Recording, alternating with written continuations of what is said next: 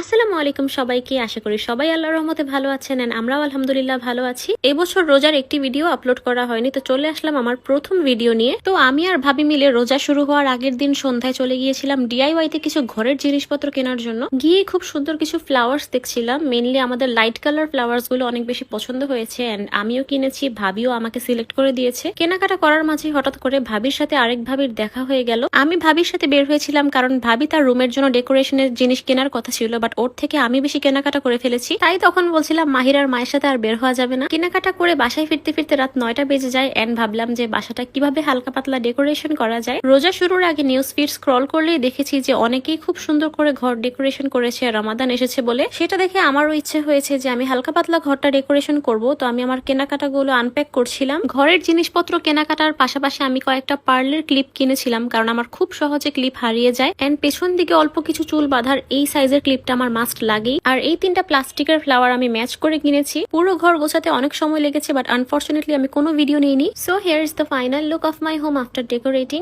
এই ছোট ছোট ল্যাম্প গুলো আমি রমাদান উপলক্ষেই অর্ডার করেছিলাম, but I was so confused that এগুলো আমি কোথায় রাখবো বা কোথায় ঝুলাবো। তারপর হঠাৎ মনে হলো যেহেতু বাসার কার্টেন গুলো হচ্ছে গোল্ডেন কালার, তো এটার সাথে অ্যাটাচ করলে ভাল লাগবে। সেই সাথে ডাইনিং টেবিলে সার্ভ করার জন্য খেজুর দেন হচ্ছে বাদাম সার্ভ করছিলাম। আমার আম্মুর অগোছালো ঘর একদমই পছন্দ না, সবসময় আমার আম্মুই ঘরটাকে গুছিয়ে রাখে, বাট এবার রমজানের আগে হচ্ছে আমি এই ঘরটা গুছিয়ে রেখেছি। সবশেষে ওদের ফ্রেগ্রেন্স তো লাগেই। দেন আমি আমার রুমের জন্য পাপোশ কিনে এনেছিলাম এন্ড সেগুলো রাখতে যাওয়ার টাইমে মাহিরও আমাকে হেল্প করতে এসেছিল। যদিও মাহিরও খুব ছোট একটা বাবু, এখনো কিছুই বোঝে না, তারপরও কাজ করার সময় সে টুকটাক হেল্প করার ট্রাই করে। কাজ শেষ করার পর আমার আর ভাবির প্রচন্ড ক্ষুধা লাগে এন্ড আমরা ফুডপান্ডা থেকে আমাদের পছন্দের খাবারটা অর্ডার করে নিই। রাতে হঠাৎ নোটিস করলাম চুলের যত্ন বেশ কিছুদিন যাবত না নেওয়ায় চুল রাফ হয়ে অনেক বেশি জট লেগে আছে। এর মাঝে মাহিন আমাদের আরেকটা বাবুকে নিয়ে চলে আসে। যেহেতু আমাদের 2টা বাবু, দেখে বুঝতেই পারছেন কেন আমার চুলগুলোর অবস্থা খারাপ হয়। যদিও রাতের বেলা, তাও ভাবলাম আমার ফেভারিট হেয়ার কম্বোটা দিয়ে একটু হেয়ার কেয়ার করা দরকার। সেহরি পর্যন্ত সজাগ থাকবো ভেবে আমার ফেভারিট সাজদার হেয়ার অয়েল এন্ড হেয়ার প্যাকটা ইউজ করার বুদ্ধি মাথায় আসে। সাজদার এই হেয়ার অয়েলটা আমি বেশ কয়েকবার ইউজ করেছি এন্ড আমার কাছে ফিল হয়েছে এটা চুল পড়া কমাতে অনেক হেল্পফুল। তাছাড়াও আমার প্ল্যান আছে আমি ঈদের আগে একটু চুল কাটবো, তার আগে যদি চুলটাকে একটু গ্রো করানো যায় তাহলে তো আরো